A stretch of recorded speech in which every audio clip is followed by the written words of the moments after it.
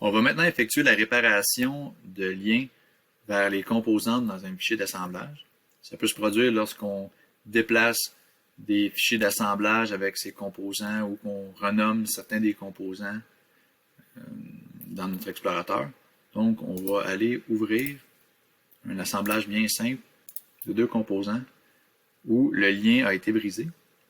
Donc, on va aller ici dans Bureau, ce qui va nous apporter, dans une nouvelle fenêtre, on peut voir l'arborescence de l'assemblage ou des sous-assemblages. Dans le cas présent, là, on voit le produit d'assemblage CO3 003 avec les deux composants qui sont inclus. Donc, on peut aller sur un des composants et faire un clic droit. On va avoir ici un sous-menu qui va apparaître avec Recherche. Donc, avec Recherche, on peut retourner chercher le composant qui nous intéresse. Même chose ici pour le composant Screw. On va aller faire Recherche. On va aller pouvoir chercher le composant, faire Ouvrir. Donc là, en ce moment, on devrait avoir réparé tous les chemins. On peut fermer cette fenêtre. Là, comme vous pouvez voir, on va avoir récupéré nos deux pièces.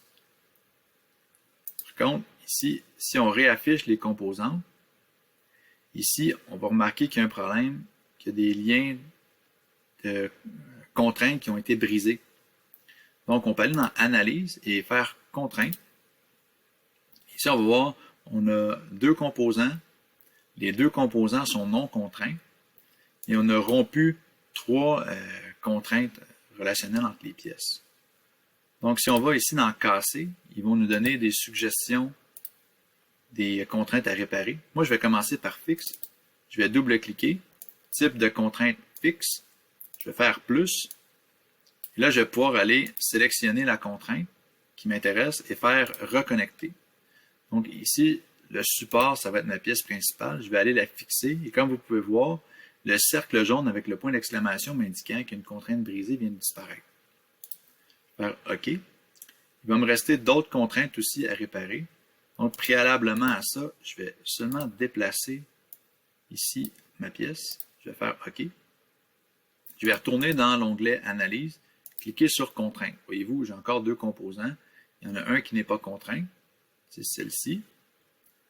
Je vais ensuite pouvoir vérifier, j'ai deux contraintes rompues sur un total de 3. Je vais aller dans Casser, Coïncidence. Je peux double-cliquer. Quand je vais voir dans le sous-menu, je peux maintenant aller reconnecter les endroits qui m'intéressent. L'axe, je vais aller voir la deuxième, reconnecter avec le trou qui est ici. Je fais OK. Je peux aller dans Surface Contact, double-clic. Encore plus pour aller voir le menu. Je vais faire Reconnecter. Donc, il va y avoir la surface qui est ici. Je vais me reculer. Je vais faire pivoter pour aller sélectionner l'autre surface à reconnecter. Voilà. OK. Je vais sortir du menu d'analyse contrainte. Ici, je regarde maintenant une nouvelle analyse contrainte.